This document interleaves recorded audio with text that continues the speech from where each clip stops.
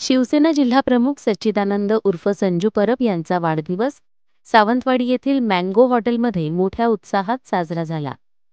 माजी शालेय शिक्षण मंत्री दीपक केसरकर आणि कुडाळ मालवण मतदारसंघाचे आमदार निलेश राणे यांच्या प्रमुख उपस्थितीत हा सोहळा पार पडला। यावेळी जिल्हाप्रमुख दत्ता सामंत, संजय पडते, अशोक दळवी, नीता सावंत कविटकर, शिवसेना सावंतवाडी मतदारसंघ विधानसभा प्रमुख प्रेमानंद देसाई, सावंतवाडी तालुका प्रमुख नारायण उर्फ बबन राणे, दोडामार्ग तालुका प्रमुख गणेश प्रसाद गवस, वेंगुर्ला तालुका प्रमुख नितीन मांजरेकर, उपतालुका प्रमुख जीवन लाड, दिनेश गावडे, क्लॅंटस फर्नांडिस, सुदन कौठणकर, सौ यशस्वी सौदागर आणि समीर पालव आदी शिवसैनिक मोठ्या संख्येने उपस्थित होते।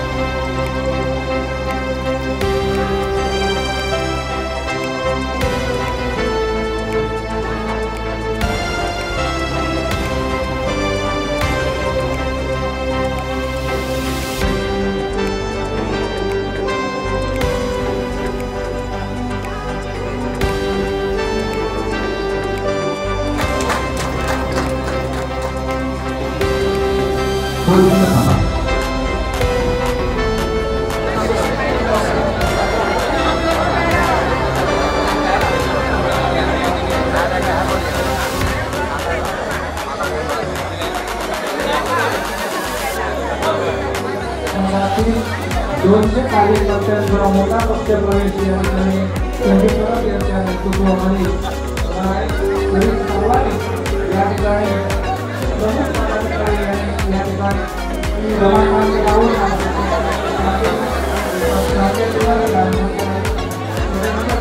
कार्यकर्ते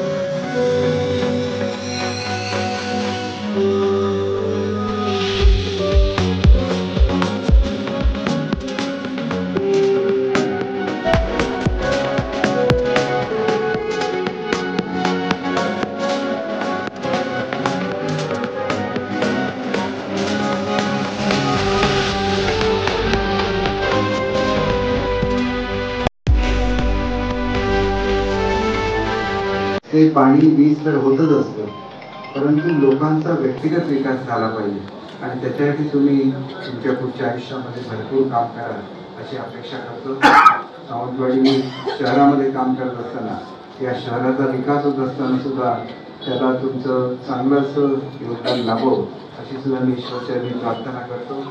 या शहराला वारसा लाभला आहे तो बापूसाहेब महाराजांचा आहे, शिवरामराजे भोसलेंचा आहे आणि तो वारसा लक्षात घेऊन आपल्याला आपलं काम करायचं लागतं। म्हणजे असे असते की संघटना एक कुटुंब असतं आणि ते कुटुंब म्हणून कुटुंबच चालवायला लागतं, कोणी चुकला तरी सांभाळून घ्यायला लागतं आणि सगळ्यांना बरोबर घेऊन आपलं कुटुंब मोठं करायला लागतं। आणि त्या भूमिकेमध्ये खरं तर जिल्हा प्रमुख होण्यासाठी वयाने तुम्ही खूपच लहान आहात, तरी तुम्हाला जिल्हा प्रमुख केलं याच्या मागे तुमची धडाडी आहे आणि म्हणून निश्चितपणे तुमच्या हातून खूप चांगलं काम हे पक्षाचं घडो, अधिक खूप चांगला विकास, तुम्हाला चांगलं आयुष्य आरोग्य लाभो आणि जीवनामधली अनेक पदं सुद्धा आपल्याला लाभो अशी ईश्वरचरणी प्रार्थना करतो. मनापासून आपल्याला वाढदिवसाच्या हार्दिक शुभेच्छा देतो आणि माझे 2 शब्द संपवतो. जय हिंद, जय महाराष्ट्र. सुरुवातीलाच संजू परब यांच्या वाढदिवसाला त्यांना शुभेच्छा देतो. मला वाटतं, मला आठवत नाही नेमकी किती वर्ष, 16 वर्ष मी सलग संजू परब यांच्या वाढदिवसासाठी सावंतवाडीमध्ये त्यांना शुभेच्छा देण्यासाठी दरवर्षी येतो.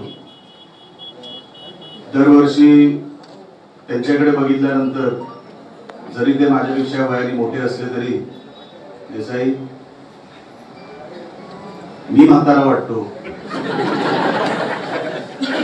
पण त्यांच्या वयामध्ये काही बदल होताना मला काही दिसत नाही. म्हणजे त्यांच्या दिसण्यामध्ये काय खातो मला माहित नाही, पण आता ते मलाही खायला सुरुवात करावी लागेल. कारण का एवढं मागच्या 10 वर्षामध्ये मलाच त्रास झाला अशातला भाग नाही, माझ्या आजूबाजूच्या लोकांनाही तेवढाच त्रास झाला. आणि तो सगळा त्रास सहन करून सुद्धा असं दिसणं हे मला जमलं नाही. त्याला कसं जमलं मला एक दिवस खरोखर खासगीत विचारावं लागेल. कारण का राजकारणामध्ये हे काही नोकरी गेली तर माणूस परत दुसरी नोकरी घेतो. कुठला पिक्चर आपटला तर लगेच दुसऱ्या दिवशी कुठला तरी पिक्चर सुरू होऊ शकतो. पण राजकारणामध्ये 5-5 वर्ष फुकट जातात. आणि ही 5 वर्ष एकदा गेल्यानंतर आजूबाजूची माणसं ही बघत असतात की आपला माणूस सातत्याने पराभवाला सामोरं जातोय, सातत्याने त्याचा पराभव होतोय. तरी पण माझ्यासोबत इतके वर्ष संजू परब हे राहिले. त्याची कारण सामंत साहेबांनी कदाचित त्यांच्या मनोगतात सांगितली असतील. पण मी सामंत साहेब सांगतो की मागे पण जेव्हा बीजेपी मध्ये असताना प्रॉब्लेम चालू होता एक माझा, आणि जिल्ह्यामध्ये पहिली प्रतिक्रिया आणि पहिला बाहेर पडणारा तेव्हाच म्हणजे बीजेपी मध्ये असताना सुद्धा एक प्रसंग असा आला होता की गडबड होणार होती आणि जिल्ह्यामध्ये पहिला त्याच्यामध्ये बाहेर पडणारा होता तो, त्याचं नाव म्हणजे संजू परब. माझ्यासाठी प्रसंग काय एवढा मोठा नव्हता की आटोक्याच्या बाहेर नव्हता, पण त्याचं प्रेम माझ्यावर सातत्याने राहिलं. ते का राहिलं हे वेगवेगळी लोक त्यांच्या ह्याच्यामध्ये अनालिसिस करू शकतात. मी आजपर्यंत ते अनालिसिस करू शकलो नाही की संजू परब सारखी माणसं ही माझ्याबरोबर इतके वर्ष राहिली, ती कशासाठी राहिले. पैसे अजिबात नाही, मी काहीच दिलं नाही. काय मी त्यांच्यासाठी काय मदत केली मला वाटत नाही. पद ही त्याच्या कर्तृत्वाने त्याला मिळाली, मी दिली आणि त्यांनी घेतली असं झालं नाही. माणसाचं कर्तृत्व लागतं. जसं राणेसाहेब नेहमी म्हणायचे आणि विरोधक टीका करायचे, जिल्ह्यातले अनेक विरोधक होते जे राणेसाहेबांवर टीका करायचे. राणेसाहेब असे तसे, की बाळासाहेबांनी राणेसाहेबांना मुख्यमंत्री केलं ते खरं आहे, बाळासाहेबांनीच मुख्यमंत्री केलं. पण राणेसाहेबांमध्ये काहीतरी क्वालिटी होती म्हणून राणेसाहेबांना केलं, इतरांना का नाही केलं. तसंच संजू परबांचं आहे की अनेक क्वालिटी त्यांच्यामध्ये आहे.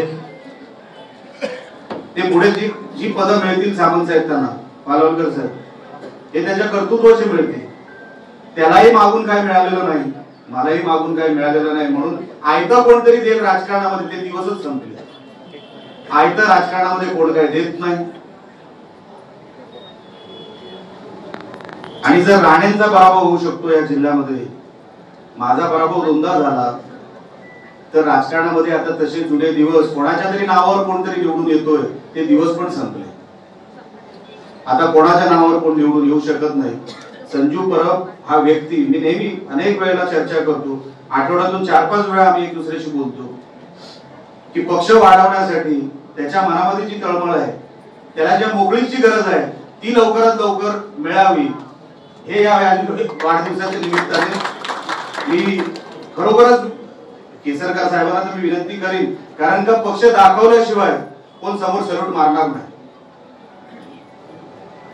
आणि आपण नुसतं सहनच करत बसायचं, हे वातावरण आपल्या पक्षासाठी चांगलं नाही. आपण कोणाकडे का मागायला जात नाही, कुठे काय जबरदस्ती करत नाही. सामंत साहेब जिथे नजर टाकतायत ना तिथे लोक येत आहेत. म्हणजे नजर नुसती फिरली ना, साहेब येऊ, अरे मी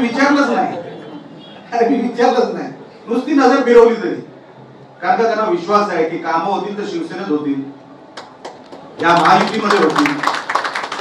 आणि म्हणून सावंतवाडीमध्ये तसं वातावरण तयार करण्यासाठी कुठलंही युद्ध सोपं नसतं. आपण राजकारणात आहोत, 5 वर्ष लोकांनी आपल्याला निवडून दिले, हे युद्धच आहे 5 वर्षाचं. हे जिंकण्यासाठी आपल्याला नियोजन करावं लागणार, आपल्याला हे सगळं आपल्या आटोक्यात आणावं लागणार. संजू परब मध्ये क्वालिटी आहे, परब मध्ये क्वालिटी ती वापरली गेली पाहिजे, त्याचं योग्य ते नियोजन खालपर्यंत गेलं पाहिजे. म्हणून वालवलकर साहेब, संजू परब, दळवी साहेब, आपण सगळ्यांना मी सांगतो, कोणाच्या अंगावर जायला आपण काय राजकारणात आलेलो नाही. आणि जसं केसरकर साहेब बोलले तसं माझ्यामध्ये मी फार बदल देखील केलेला आहे. आता जुना तसा काहीच शिल्लक राहिलेला नाही. मीच कधी कधी विचार करतो आरशात बघून की तू असा कसा झाला, तुला झालाय काय, काहीतरी जुना आठव. पण नंतर समोरूनच कोणतरी बोलतो नको साहेब, तुम्ही जिंकलात ना आता बस, आता ज्याच्यामुळे जिंकलात तसंच कंटिन्यू ठेवा, जुनी लाईन नका बघू. आता या नवीन लाईन मध्ये पण सावंत साहेब मजा आहे, एकदम थोडं केसरकर साहेबांसारखं वागण्यामध्ये पण एक वेगळी मजा आहे की गप्प आपल्या लाईन पकडत बसायची. या अंग्रेज आपलं गप्प आपलं काम करत बसायचं, कोणाच्या वाकड्यात जायचं नाही. पण एकदा बघा आमच्याकडे कसं आहे, खुर्ची द्यायला किती करत, असा पक्ष नाही म्हणणार तुम्हाला, असा पक्ष नाही, सगळे उठून एक दुसऱ्याला खुर्ची देते. दळवी साहेब बसा. तर हा जरी पक्षाचा कार्यक्रम नसला तरी मी आपल्याला विनंती करणार आहे की संजू परब, आपल्याला फार पुढे जायचंय, तुमच्याकडे वय आहे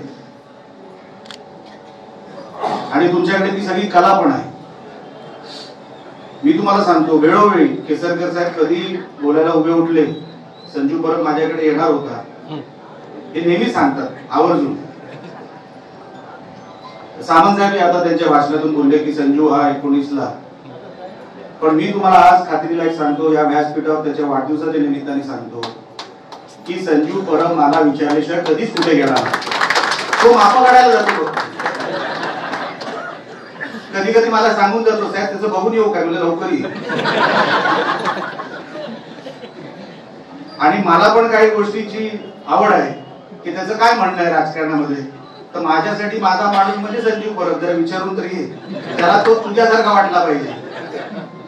आणि म्हणून आम्ही अनेक असे उपद्रव म्हणणार नाही पण असं काम करत असतो की राजकारणामध्ये कान डोळे हे सगळे उघडे पाहिजे, चारी बाजूला चौफेर पाहिजे आणि आपल्याला कळलं पाहिजे विरोधक आणि समोरचा माणूस काय करतोय, तो आपल्याबद्दल, आपल्या पक्षाबद्दल त्याची काय रणनीती आहे हे कळण्यासाठी अनेक राजकारणामध्ये खेळ खेळत असतात.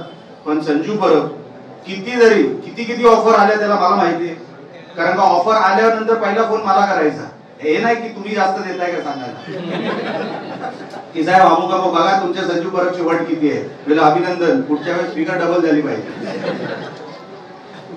असा प्रामाणिक माणूस. आणि मला माहित नाही, एक आमचं जीवाभावाचं नातं आहे, भावकीचं नातं आहे, भाऊच माझा. आणि कधीही त्यांनी राजकारणामध्ये निलेश राणेचं नाव खाली पडू दिलं नाही, कधी बदनाम होऊ दिलं नाही. जिथे बदनामीचं त्यांना वाटलं की कुठे निलेश राणेला बदनाम होतोय तर संजू परब बदनाम झालेला चालेल, पण निलेश राणेला कधी बदनाम होऊ दिलं नाही. असा आमचा संजू परब मनाने एकदम चांगला. पोटात मी ज्याला म्हणतो काहीतरी ठेवत जा, सगळंच काय बोलून टाकू नको. त्याचा स्वभाव कसा आहे, काय काय मस्करीमध्ये जरी काय बोलला तरी काय लोकांना वाईट वाटतं. आणि म्हणून आपल्याला खूप पुढे जायचं. संजू परब, तुम्हाला तर खूप पुढे जायचंय. मी सामंत साहेबांनी सांगतो, साहेब तुम्हाला आमदारकीची इच्छा नसेल तरी तुम्ही एक दिवस आमदार होणार. ही शिवसेना पक्षाची जबाबदारी, आमच्या सगळ्यांची जबाबदारी आहे. कारण का तुमच्यासारखी माणसं पण विधिमंडळामध्ये पाहिजे आणि संजू परब सारखी पण माणसं विधिमंडळामध्ये पाहिजे, ज्यांना ग्रामीण भागाचं गावन गाव, घरन घर, विषय दगडान दगड माहिती आहे. ही अशी माणसं विधानसभेमध्ये असणं, विधानसभेमध्ये त्यांचं प्रतिनिधित्व करणं ही अत्यंत गरजेची बाब आहे. आम्ही करतोय. कोकणाला जे काही मिळालं नाही ते मागायचं काम आम्ही करतोय. सचिनजी तिकडे सातत्यानं असतात, त्यांनाही माहिती आहे मंत्रालयामध्ये काम करून घेणं हे काय साधं सोपं काम नाही. त्यांची किती वर्ष गेली फक्त मंत्रालयामध्ये त्यांना विचारा. 288 आमदार असतात, त्या 288 आमदारांपैकी गर्दीमधला कोण आमदार आहे, त्याचं नाव काय आणि त्याच्या नावावर मंत्रालय ऐकतं आणि त्याच्या नावावर मंत्रालयामध्ये कामं होतात, असा आमदार व्हायचा तर त्या आमदारकीला काहीतरी उपयोग. नाहीतर आमचे होते ना माजी आमदार कुडाळ मालवणचे, सुप्रिया सुळे दरवाजावर उभ्या होत्या आणि सांगत होते त्याला आतमध्ये पाठवतो, आमदार आहे. असा आमदार नाही व्हायचा आपल्याला, असा आमदार नाही व्हायचा. म्हणून संजू परब आपल्याला मनापासून मी शुभेच्छा देतो. मी काय घरचाच आहे, मला काय वेगळं तुला शुभेच्छा द्यायची काही गरज नाही. तू खूप मोठा हो, अजून तुला खूप मोठं व्हायचं आहे. इथं आता फक्त सुरुवात आहे. नगराध्यक्ष पदामध्ये तू जी झलक दाखवलीस ती उद्या ह्या मतदारसंघामध्ये ती झलक दिसू दे. देवपूर्व तुला सगळी जी मनात पदं आहेत, तुमच्या मनामध्ये जी पदं आहेत ती सगळी तुम्हाला पदं मिळू दे, एवढी मनामध्ये मी मनापासून ह्या तुमच्या वाढदिवसाच्या निमित्ताने तुम्हाला शुभेच्छा देतो. आणि मला इथे बोलवलं आणि किंवा नाही बोलवलं याचा कधीच मी विचार करत नाही. संजू परबचा वाढदिवस आहे तर तिथे गेलंच पाहिजे. हा वाढदिवस माझ्या घरातल्या माणसाचा आहे, माझ्या भावाचा आहे आणि म्हणून मला वेगळ्या आमंत्रणाची गरज नाही हे समजून मी दरवर्षी तुमच्या वाढदिवसाला येतो. तुम्हाला मनापासून इथून शुभेच्छा देतो आणि इथेच थांबतो. जय हिंद, जय महाराष्ट्र. संजू परब यांना आमदार होण्यासाठी मी या ठिकाणी शुभेच्छा देणार. पण केसरकरांना सुद्धा वाईट वाटतं का नाही, केसरकरांच्या आशीर्वादाने तुम्ही आमदार होणार आहात. केसरकर साहेब आता बोलून गेले की संजू तुला आशीर्वादाने खरं सांगतो. केसरकर साहेब एकदा बोलले त्याप्रमाणे ते वागतात आणि ते करतात. त्यावेळी आमचे पत्रकार म्हणाले की केसरकर साहेब त्याहीपेक्षा वरच्या पदावरील 100% जातील, कारण केसरकर साहेबांनी सगळ्यांबरोबर चांगले संबंध ठेवलेले. मी सांगतो सर ते राज्यपाल होऊ शकतात. खरं सांगतो भाजपचं जरी सरकार असलं ना तर तिकडूनही राज्यपाल होऊ शकतात. हे अतिशय सहीमध्ये त्यामुळे हे काय करू शकतील हे आपण सांगू शकत नाही. कारण मी सचिन वालवकर मी पुरावा आहे. केसरकर साहेब ज्यावेळी पहिल्यांदा आमदार म्हणून उभे राहिले तेव्हा शरद पवार तिकीटवर आमच्या प्रवीण भोसले तर फायनल झालेलं होतं, फायनल. आणि केसरकरांनी तिकीट मागितलेलं होतं आणि आमचे धुळी मानगावच्या शाळेचं उद्घाटन करायला राणेसाहेब गेले होते. 25 लाख रुपये त्यावेळी दिले होते राणेसाहेबांनी. नाव काय धुरून त्यांचं नाव मला सरबत नाही, मानगाव मध्ये त्याचा प्रमोद धुरी बँक संचालक. आणि तिथून ते मतिमंद मुलाची ते धारासाहेब काहीतरी ती शाळा आहे, अंतर बघा किती मिनिटाचं. त्या इनोवामध्ये केसरकर आणि प्रवीण भोसलेला यायलाच दिलं नाही. तर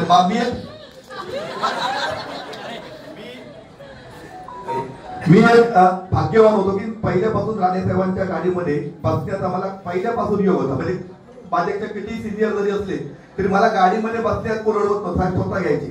मी पाठच्या तिकीट राणेसाहेबांच्या दादा फुडले वहिनी एका बस केसरकर ढकललं आणि त्या गाडीत आक्रमण करून राहते. मी पुरा आहे ना हे पाट्या शहराला करून जातोय. आज आले आणि राणेसाहेबांच्या पायावर हात ठेवलं शेता आपले साहेब काही करा. पोर साहेबांना तर तुमचा फोन केला तर माझं तिकीट कन्फर्म. प्रवीण बोलते तिकडेच राहिले. आणि त्या अंतरात केसरकर साहेबांनी शरद पवारांना फोन लावून दिला आणि राणेसाहेबांनी सांगितलं दीपकला तिकीट द्या, मी जबाबदारी घेतो आणि तिकीट तिथेच फायनल करून घेतो. त्याला मी पुरा आहे. किती मिनिटांमध्ये तुमच्या लक्षात घे.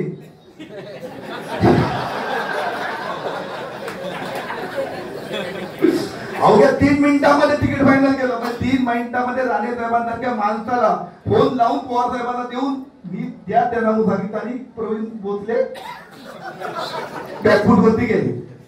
खरं सांगतो म्हणजे केसरकर त्या ठिकाणी सांगितलं राणेसाहेब बोलले मी त्याला पुरावा येत होता ते गाडीमध्ये. आणि केसरकर 4थी ट्रम आहे. आज संजू परब हे वातावरण बघून मागाशी कोणतरी म्हणाले पत्रकार आमची निलेजी निवडून येतील की नाही येतील नक्की तरी पुढी घातली. मूर्ख नाही संजू एवढा. त्याला 100% माहिती होतं निलेजी तिथून आमदार होणार आणि या पक्षामध्ये जर आपण गेलो तर याच पक्षामध्ये आपलं भवितव्य आहे. लक्षात घ्या भवितव्य आहे. त्यामुळे त्यांनी खुश करतो एवढा दिसतो तसा नाही. त्याच्या दिसण्यावरती तुम्ही कोणी जाऊ नका. तो अतिशय राजकारणामध्ये धूर्त आहे. मी सांगतो अतिशय दूरचा आहे. तो कुठे कधी निर्णय घ्यायचा, कसा घ्यायचा, कुठे जायचं, कुठे व्हेकन्सी कुठे आहे, ही सिटिंग कोणची आहे, नगराध्यक्ष ही पद कोणाकडे होतोय, सिटिंग कोण मिळू शकतो, दीपक केसरचे आमदार आहेत, म्हणजे त्यांनी आमदारकी पुढे द्यावा. पण उद्या नगराध्यक्ष संजू बरोबर आहे, बरोबर ना. म्हणजे आमदारकीच्या आधी नगराध्यक्ष आणि नंतर पुन्हा सावंतवाडचा जो नगराध्यक्ष बनतो तो आमदार होतो. मी तुला पहिल्यांदा सांगितलं, सावंतवाडचा जो नगराध्यक्ष होतो तो 100% आमदार होतो, असं इथलं हे आहे. मी संजू परब तुमचं वय लहान आहे, तुम्हाला अजून वनवास करायची जशी काही वेळ आली नाही. निलेशजींनी 10 वर्षाची काढली तरी पण निलेशजी ते आपले कार्यकर्ते रत्नागिरी सिंधुदुर्ग मतदारसंघातले तसेच टिकवून ठेवले. रत्नागिरीमध्ये सुद्धा त्याचा मोठा एक तेवढा तरी कार्यकर्त्याचा पंच आहे, तसाच सिंधुदुर्गामध्ये त्यांनी राखून ठेवलं. 10 वर्ष असे कार्यकर्ते एक संघ ठेवणं सोपं काम नाही. आणि 10 वर्षानंतर त्यांनी जी एंट्री केली राजकारणामध्ये ते विधानसभेमध्ये गाजवून सोडलं. कारण विरोधक आणि सत्ताधारी सुद्धा विचारात पडले की या माणसाला आता पुढे कसं थांबवायचं, असं 2 इलेक्शन विधान अधिवेशनाला ते टाकून दिलं. आणि आज आमच्या कुडाळ मालवणमध्ये मी अगदी अभिमानाने सांगतो की 15% मतदान जे आपल्याला नाही होते, जे कोणतेच मतदार नाही, ठरून मतदान करणारी अशी 15% जे मतदार आहेत, हे मतदार केवळ 7-8 महिन्यामध्ये निलेशजी जे काम केलं आहे त्या कामावरती प्रेरित होऊन आपल्याला मालवण कुडाळमध्ये 10 ते 15% मतदान हे ऑटोमॅटिक वाढलेलं आहे. असं वातावरण कुडाळ मालवणचा निलेशजीच्या माध्यमातून होत आहे. संजू परब मी तुम्हाला खूप खूप शुभेच्छा देतो. तुम्हाला नक्की आमदार तुम्ही बनले पाहिजे. कारण मला कधी मी पाटेश्वरला म्हणून नव्हतो, मला कधी आमदार होतं वाटतच नाही. मी खरंच सांगतो, मला आमदार मला तर काम आता जर निलेश बरोबर काम करतोय मी, पदाची गरजच नाही. काम राहण्याच्या काम करायला जी मजा आहे, लक्षात घ्या. बिनपगारी आणि पूर्ण अधिकारी म्हणजे पद घेतलं काय माणूस अवघडल्यासारखं झालं, लक्षात घ्या. तरी संजू परब व्हावे. आणि संजू परब मी तुम्हाला 100% सांगतो, तुम्हाला ज्यावेळी तिकीट मिळेल तेव्हा कम से कम या मतदारसंघात 5,000 तरी मतं मी वैयक्तिक देण्याचा तुम्हाला मी 100% या ठिकाणी शब्द देतो. 100%. पुन्हा एकदा मी पाटेश्वरांची प्रार्थना करीन, त्यांची इच्छा आकांक्षा देवाने पूर्ण करावी. आणि गावडे साहेबांनी तर सर्वच देवांना घरांना घातल्यामुळे आता मनामध्ये शंका धरण्याची काही गरज नाही. ते 100% आमदार होतील एवढी शुभेच्छा देतो.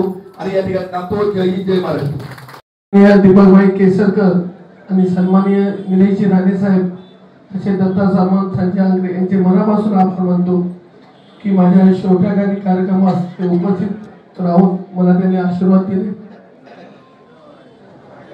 सन्माननीय निलेशजी राणे साहेबांनी माझे तर कौतुक केलं. त्याने जीवनात पुढे जाण्यासाठी मला आशीर्वाद दिले. साहेब तुम्ही मला पूर्णपणे खात्री आहे हे तुमचे आशीर्वाद आताच्या वेळेत तुमची पहिल्यापासून इच्छा आहे की संजू पुढे गेला पाहिजे. गेली 16 वर्ष एक व्यक्ती माझ्या वाढदिवस येते, याच्यासाठी प्रेम लागतं. 1 वर्ष आलं, पुढची 4 वर्ष नाही आलं, असं कधी राणे साहेबांच्या बाबतीत झालं नाही. सतत 16 वर्ष तुम्ही विचार करा, सतत 16 वर्ष सावंतवाडी शहरामध्ये कुठे मुंबईला असतील, कुठे कामाला असतील, सगळी कामं बाजूला ठेवून सन्माननीय निलेश राणे साहेब माझ्या वाढदिवसाला येतात. साहेब तुमचे ऋण हे कधीही मी विसरणार नाही. मी तुमचाच आहे आणि मी तुमचाच राहणार आहे. सन्माननीय निलेश राणे साहेबांनी सांगितलं संजूला मी काहीच दिलं नाही, पण मला त्यापुढे जाऊन सांगायचं आहे जो मी काय आहे तो निलेश राणे साहेबांमुळेच आहे. आणि माझ्या प्रत्येक गोष्टीत किंवा माझ्या ज्यावेळी काही प्रसंग आले माझ्यावर त्यावेळी मला निलेश राणे साहेबांनी सावरलं. आणि कायम त्यांच्या 2 शब्दांनीच मला धीर मिळतो, तू काळजी करू नकोस, मी काय ते बघतो. असं मी गेले 16 वर्ष ऐकतो. खरोखरच त्यांच्या पाठिंब्यामुळेच मी हे कार्य करू शकतो. त्यांच्या पाठिंब्यामुळे मी सामाजिक काम करू शकतो. असा मला नेता मिळाला माझ्या जीवनात, माझ्या राजकीय वाटचालीत असा नेता मिळाला. मी खरोखरच मी परमेश्वराचा ऋणी आहे की अशा नेत्याच्या हाताखाली मला वाढवलं. आणि भविष्यात माझी ती इच्छा आहे. सर्वांनी मला आमदारकीच्या शुभेच्छा दिल्या. मला आमदारकी मिळो न मिळो, आमदार हो नो, पण साहेबांचा डोक्यावरचा हात कधी माझ्या हाताकामध्ये एवढीच माझी परमिशन असते. आमदार साहेब बोलले आमदार 288 असतात, आमदार काही एक नसतो, मुख्यमंत्री एक असतो, पंतप्रधान एक असतो, 288 आमदार असतात. हो, पण असा नेता मिळणं माझ्या जीवनात खूप मोठं आहे. सन्माननीय केसरकर साहेबांच्या बाबतीत बोलणं तेवढंच मला उचित वाटतं, कारण माझ्या राजकीय जीवनात माझे वडील, काल लोबो मॅडम बोलले होते की लोबो मॅडम, माझे वडील आणि केसरकर साहेबांबरोबर काम करायचे. माझी वडिलांची इच्छा होती की संजूने केसरकर साहेबांबरोबर काम करावं, पण आम्ही निलेश यांना सोडून कधी इच्छा झाली नाही की दुसरीकडे कुठं जावं. पण साहेब नियतीचा खेळ होत, बरोबर केसरकर साहेबांकडे 8 महिन्यात केसरकर साहेबांना मी जवळून बघितलं. कारण केसरकरांनी ओळख आमची जरी जुनी असली, कारण ते सावंतवाडीत असल्यामुळे जेवढी मी सावंतवाडीत वर्ष राहतो तेवढं केसरकरांना आम्ही ओळखतो. तरी केसरकर साहेबांसारखं काही घेण्यासारखं आहे. एकदम शांत, मनातला निर्णय. लोक एक मॅडम बरोबर ना, शेवटपर्यंत कळत नाही केसरकर साहेब आता काय बोलतील, त्याच्यामुळे आमचं टेन्शन वाढत असतं. हे सगळं जर खरं कळत असेल कोणाला तर सचिन वाळवकर ते मला आणल्या दिवशी सांगतात, केसरकर साहेब असं बोलणार, केसरकर साहेब असंच करणार, आणि नेमकंच केसरकर साहेब तसंच करतात. म्हणून दत्ता सामंत, तुम्ही सांगलेला शब्द मी लक्षात ठेवणार. तुम्ही मला एक वाढदिवसाचं चांगलं गिफ्ट दिलं की तू कोणाला जपलं पाहिजे, वाळवकरांना. तो आपल्यासारखा बामण नाही, हा वेगळा बामण आहे असं बोलले. तेव्हा आता जपायला पाहिजे. निश्चितपणे सचिन वाळवकरांना मी जपेन. येणाऱ्या दिवसात तुम्हाला दिसेल की मी तुम्हाला चांगल्या प्रकारे जपेन. निलेश साहेब असतात, त्यांच्या डोळ्यासमोर काहीतरी चित्र वेगळं आलं. त्यामुळे निलेश साहेब जे हसतात, त्यांच्या हसण्याचे प्रकार आहेत निलेश साहेबांचे, कधी कसे असतात ते मला माहिती. बोललेत ना दत्ता सामंत, मी आलो घेऊन आलो पण तुला मिळाले. 22 रुपये स्क्वेअर फूटचा बॅनर असताना मी बॅनर लावून निलेशांना घेऊन आलो, पण तुमचा बॅनर काही फुकट जाणार नाही एवढं मी या ठिकाणी निश्चित सांगतो. तुमच्या बॅनरची किंमत निश्चितपणे भविष्यात तुम्हाला निश्चितपणे मिळेल. स्वतः निलेश साहेब सुद्धा आपल्या भाषणात बोललेले. आणि आश्चर्याची गोष्ट म्हणजे सकाळी मला सन्माननीय निलेश साहेबांचा पण फोन आला आणि दीपक भाईंचा फोन आला. निलेश साहेबांचा आला आणि लगेच दीपक भाईंचा फोन आला. त्याने मला फोनवर पण शुभेच्छा दिल्यात आणि इथं पण येऊन मला शुभेच्छा दिल्या. खरोखर मला एक कार्यकर्ता म्हणून मला खूप आनंद वाटतो की 2 आमदार मला शुभेच्छा देतात. एक कुठेतरी कार्यकर्त्याला एक आनंद मिळून जातो, काम करण्याची ऊर्जा तयार होते. केसरकर साहेब सुद्धा मला खूप सांभाळून घेतात, कायम मला प्रोत्साहित करतात, तू काम कर. काल तर त्यांनी प्रेसमध्ये सांगितलं की संजूच्या मागे मी ठामपणे उभा राहणार. कालच मी वाचलं. त्याच्यामुळे खूप मला आनंद झाला की केसरकर साहेबांनी सांगितलंय तो विषय मी काही इथे काढत नाही, पण जी मी काय प्रेस घेतली त्या प्रेसवर साहेब बोलले की मी संजूच्या मी पाठीशी आहे. असे जर केसरकर साहेब माझ्या पाठीशी राहिले तर मला वाटतं शिवसेनेशिवाय इतर दुसरा पक्ष मी काय टिकू देणार नाही एवढं या ठिकाणी सांगतो.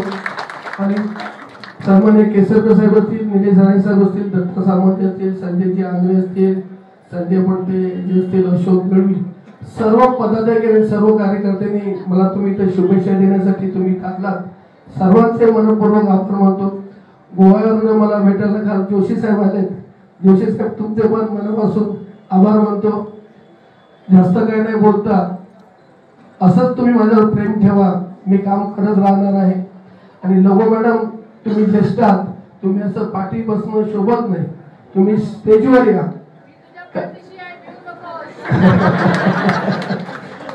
ठीक आहे, थँक्यू. तर निश्चितपणे तुम्ही माझ्या अशा पाठीशी राहाल यात शंका नाही. काही माझ्याकडनं माणूस म्हटल्यानंतर चुका घडत असतात, तर काही माझ्याकडनं चुका घडल्या तरी वाटतीने मला तुम्ही निश्चितपणे माफ कराल अशी मी आशा बाळगतो. आणि परत एकदा सगळ्यांचे परत आभार मानतो. इथंच थांबतो. जय हिंद, जय महाराष्ट्र.